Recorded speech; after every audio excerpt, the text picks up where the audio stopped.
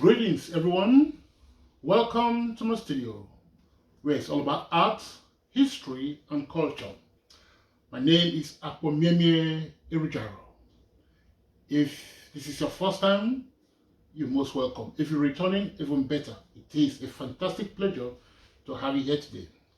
Today we're going to continue with a different theme. We've done a lot about history and all that, but today a bit of a diversion, a bit of history as well, but a bit of a diversion, a bit of a blending of culture and art for the sake of art. Today, I'd like to introduce you one more time. Although I've shown this before, but a bit more detail now to this colorful painting here. This is called the Black Hats because of no other reason but their hats. This is a musical group I just put together from my imagination. There are no particular people, just three beautiful, curvaceous ladies that are performing. What kind of music are they doing? Is it blues? Is it jazz? Is it R&B? I don't know, but for me, I think it's mellow jazz. That's what they're performing. But you decide, you give it a genre, whatever floats your boat. I'm happy to go whatever you suggest. So it's for yours. It's for you to decide. This painting you see here, it's measures 134 by 134 centimeters square, so it's perfect square. It's all acrylics. I just wanted to put together beautiful colors. Do I did a bit most of my, I like that throw of colors. I like vibrant colors, something to be something you can sit down and just relax. So this is what I love about this one. Many of my works I like to just the kind of work I paint really is what I would love to go to the shop and buy, as obvious, or go to an art gallery and just sit in front of and just enjoy it. So that is the story behind this one. Just I really enjoy doing this one. It's that throw of colors and try to bring out a bit of what should I say? Oh, you give it whatever I say, but I wanted to bring in that something extra, something special that kind of. When I sometimes sit down, I just sit in front of this painting, and I tell myself as if, oh, Akpomimie, you are now relaxing in a lovely bar, enjoying good music and enjoying your glass of brandy. That's what I do. So, and that is the story behind this one. I call it the Black Hats because, like I say, it was when I was doing it that the name came to me. I did the lady in the far end, the most curvaceous, most voluptuous of all. They are voluptuous anyway, but I love her. I love all three, really. All three ladies, they're fantastic in their own way. And this one, I like the little gap in her face. Yeah, this one she's a bit mellow. Obviously, the lead vocalist, so you can feel that in her. So yeah, they seem to all have different personalities that they bring into the picture, and I just love that. So it's as if I can hear them singing, and it's exciting when I do that, and I just sit down and just enjoy what they are doing. And I hope you like it as well. You like that for what I'm trying to convey. Then we'll come to this one now. These two separate paintings, similar sizes. This one the same size, smaller than that one. This is 100 by 50 centimeters each, and you can tell that I did both about the same time because of you see the hats are the same. I did that one, so I love the black hats. Let me just continue. But for this men now, I just gave them the red stripe on their hats and that's the major difference. I call this one Mr. SAX. There's something about him, just cool. You can tell his personality. It's like kind of an easygoing guy. He just wants to do his music. I call him Mr. SAX. I love jazz anyway. I love quite a variety of music, Afrobeat, R&B, blues. But this one I think this is a jazz band really. So I call this one Mr. SAX for obvious reason. As you know, the saxophone is one of the major instruments in a jazz band. So I said I'll call this one Mr. Sax and name him so. it's colorful. His jacket is also colorful, and simple background. I don't want to make it too complicated, so this one the background is quite colorful, but these two, you see, their backgrounds are quite plain. I wanted them to stand out a bit more and not just be lost in the colors. So I brought them out. That's why I opted to have the backgrounds plain. So that's Mr. Sax there doing this thing. And this one, there's history to this one. This is not just for the pleasure of it. These two for the pleasure of it, but this one, there's a history to it. And the history behind this one is called Mr. Sax, and this is called Guitar Boy. Many Nigerians, many people around the world really of a certain age, when I say Guitar Boy, it will ring a bell. That is because that is the name by which this phenomenal musician was once known. He's a Nigerian. Well, he's gone from this world now, but he was a Nigerian, and I would say he still is, because in African culture, nobody really dies. You're still with us. You go, the more we mention your name, you're still around. So that is Victor Efosa. He's the reason I must say I tried desperately to find images of him as a young chap to do this work, but I just could not find a young image. So from his image in his later years, I used my own artistic license to create what I imagine him would have looked like when he was a young fella of about 20 years old. So that's Victor Efosa at about 20. Like I say, the Guitar Boy is a music he did, and he brought in great renown, and that name stuck, Guitar Boy, and he was called Guitar Boy. When you talk of Victor Efosa, Sir Victor Efosa, oh yeah, Guitar Boy, that's how people remember him by, Guitar Boy. This song he did won him, oh man, I think he actually won him he won him the gold disc in, but for Victor Efosa, the gold disc was just like kind of a confetti really. He was such a brilliant musician that I think in his career he actually got about 12 gold discs, about 12, if not even more. But he was that kind of prolific when it comes to musical production. And he's one of those people, just calling Victor Efosa a musician, we just will not cut it. No. He was a bit more than just a musician. I mean, this guy was a writer, he was a sculptor, he was an inventor, because he actually invented a musical instrument which he used. And he also was a university lecturer, so he was an intellectual. I'll come to these intellectual prowess later, but he was, as I say, he wasn't just a musician, he was quite a phenomenal guy. And he invented a musical instrument. I don't know what the name is called, but it's like a flute. And he also brought in, his music, by the way, was called High Life. You all know of Fela Kuti. Fela Kuti was Afrobeats all through, but this was High Life. And he invented a rhythmic sound called Akwete, which he blended. So his music is quite, is quite incredibly rich when you listen to his song. It's quite, like I say, it takes me down memory lane, because when I was doing this artist painting, because of the time it took me, I'm trying to create a younger version of Victor Efosa.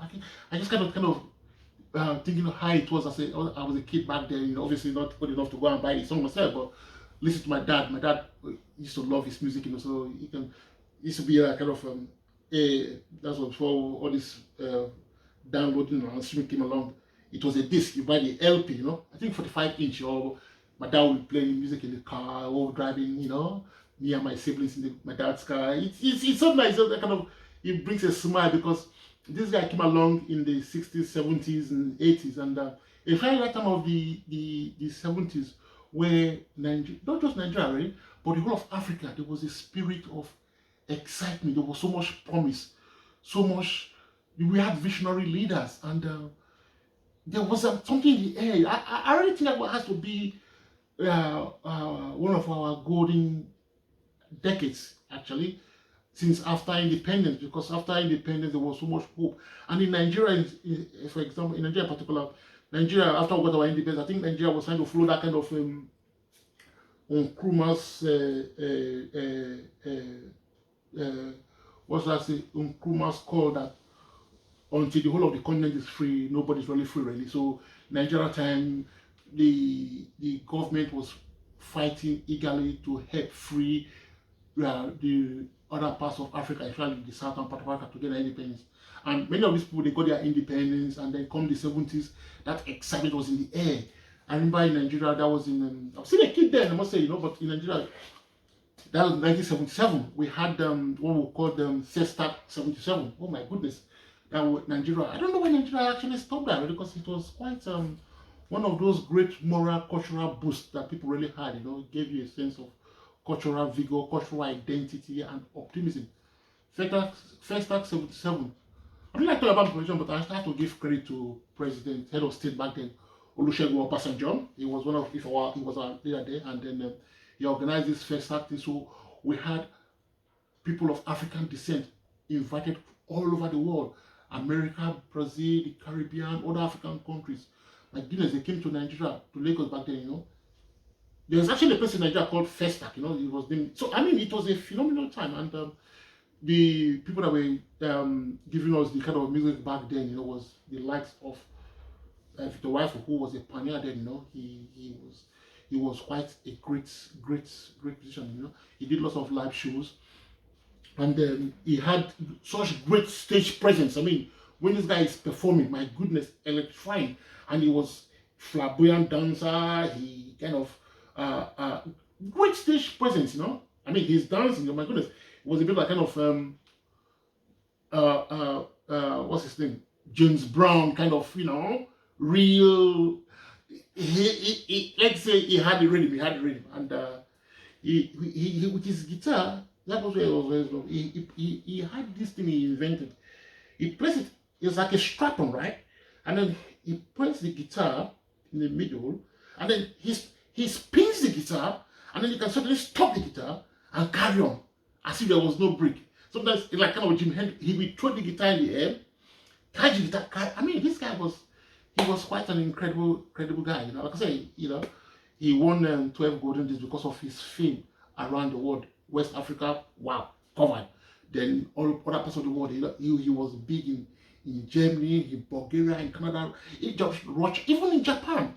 I mean, Russia and Japan, those are places where they don't speak English, but because of, they don't understand because he also speaks, he sings in Benin sometimes, he also speaks in Pidgin English, So it tells you what this guy was made of, to be able to entertain people, the far corners of the world, where they don't understand your language, but still, I mean, when today you see Nigerian Afrobeat musicians, be it Burna Boy, Tiwa Savage, Davido, and a whole host of them, I mean, these guys today, they're performing around the world with the Nigerian Pidgin English, Afrobeat, but you must have to admit that these young chaps of today, they're standing on the shoulders of the likes of Victor Efosa, Fela Kuti, Sonia Ade, Sonio. I mean, talking of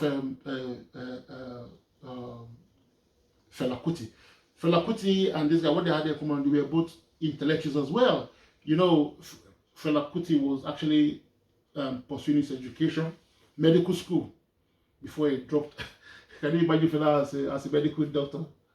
Yeah, that'd be nice. Yeah, that'd be nice. We could have had Fela as maybe a brain surgeon. I'm sure he would have wanted to look into the heads of many of our political leaders around Africa today. What's going on in their heads. Anyway, that was like Fela Kuti was Afrobeat, and Sonny Victor Efosa was more high life. High life was his thing, and I mean, he did so fantastic. Outside the music scene, he was actually appointed in Nigeria back then, as the first Honorable Commissioner for the Arts, Culture and Tourism in Nigeria. That tells you the reach which this man got to, because he was well appreciated by all people, the politicians, the elders, the young, the men, everybody, He was a great guy. And to let you, just again, on another of his reach, In 1995, the United Nations, UN, were celebrating the UN's Golden Jubilee. And then a few people were invited to entertain. And guess who one of the people that was invited to entertain? Victor Uwaifo. He performed at the United Nations because of what he has done to music, you know. And then even got, I think, 4 presidents in Nigeria, president and head of states, gave him national awards in the country for his contribution, not only to music, but his influence on popular culture. Because, like I said, apart from music, he was also a writer, a sculptor, and like I did say earlier that he was also a university lecturer. Yeah, you wonder, a musician? Yeah, he was a lecturer, and a clever one at that. He had, like I said, Fela stopped his education halfway, but Victor Uwaifo never stopped. He continued, and he got his first degree, masters, and then I think at the age of 56, yeah, he returned to University of Benin. But yeah, he's a Benin man from Benin Empire. You know, like I said, after in my history lectures, I spoke a little bit about the Asian Benin Empire. So he was from that part of the world. And when after the collapse of the empire and then the destruction by the British of the capital city, the Nigerian government tried a lot to develop that city, and it was rebuilt, and then it became a state, because all it shrunk and it became a state, and the capital of it was called Benin City. And in Benin City, Victor Uwaifo also did a lot to make his presence known. So I can't remember the year now, but he did another very popular song that got him a gold disc as well. This was called JOROMI, and JOROMI made him quite a lot of money actually. And with JOROMI, he established quite a swanky hotel, a beautiful, fantastic hotel in Benin City, and he also established an art gallery, and it's called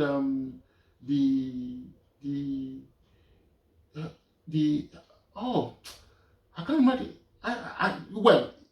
I can't imagine of the studio, but he also established a television studio, a TV studio there.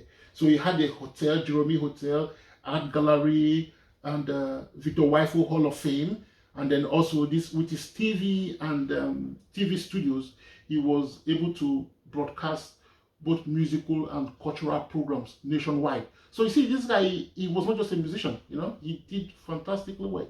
I say, you know, at 56, he went back to university and got his doctorate degree, a PhD. I might be wrong on this, but I am nearly 100% positive that Victor Uwaifo has to be the first musician, popular culture, to have bagged a doctorate degree. The only other musician I can think of at the moment that's got a doctorate degree is Brian May of Queen, the guitarist. I wonder what's with guitar and academia. Anyway, Brian May, the guitarist of Queen, he also got a doctorate degree. But I don't think Brian May was ever went into lecturing. But Victor Uwaifo was a lecturer at the University of Benin, and he did, you know, I think it was the Arts and Architectural Department of University of Benin. That's where he spent many years in lecturing. So this guy, he did a lot. Consider that he started his musical career from the age 12. Like Stevie Wonder, one of those people that he never went to school to study music, but it was kind of, you know, it was a part of his DNA, you know. It came naturally to him, you know, because not only the guitar, he was good at the drums, the floor, the trumpet, but the guitar though has to be, I think that was his primary thing, and that is why when people see him perform, they always refer to him as Guitar Boy. And he also influenced and brought up other musicians, you know. One of the most popular musicians he brought on was a musician called Sonny Okosu. So the reason I mentioned Sonny Okosu because Sonny Okosu was one of those two that kind of he was a bit of a kind of he was high life as well, high life and half beat, but he was one of all those people that his message was against a bit like Fela. You could call him the mellow Fela, and he dedicated a lot of his musical talent and efforts towards bringing the world's attention to apartheid South Africa. In short, the whole of that Southern African region, what they were going through, to bring about their independence, which thankfully these people got their independence in due time. Although one of South Africa and Zimbabwe nearly took forever and a day, but at least at the end of it, it all came true. This was what all these Nigerian musicians were doing, and amongst them, Victor Uwaifo has to be recognized as one of those pioneers that has done a great deal for music, and we should remember him. So this work, doing this work, it gave me a great deal of pleasure that I was remembering him, and in my own way, because many people when I talk about why I say take memory, many people of my age group will also remember when we were kids. These are songs that our parents used to enjoy, and it will bring up that memory of our golden age of the 70s in Nigeria. It would be fantastic actually if Nigeria could get back to that era where there was so much peace, so much harmony, so much love in the air. I know I'm not looking at it through tinted glasses, but I really think it was a great time, for Pan-Africanism, for brotherly love, unity, peace, prosperity in the country, so much hope. Hopefully, maybe one day we can recapture that, because people like Fela Kuti, Sonia Ade, Sonny Okosu, Omokomoko, that's an Yoruba musician that was cultural beats, and Johnson Aja, people like that, they were people that gave us great joy through their God-given talent, and this is for so when I sit down and listen to watch these guys, I like to tell myself I'm watching live musicians, great guys playing in the background. I'm in a bar having a cool beer or a nice glass of brandy. Anyway, so that's that for that, and I really hope you like this work, if not for anything, for the vibrancy of the colors and all that. I hope you've enjoyed it, and hopefully see you again soon. So with your permission, please let me go and grab that drink and enjoy my imaginary entertainers giving me joy and happiness. You have a beautiful day, and hope to see you again soon. Thank you.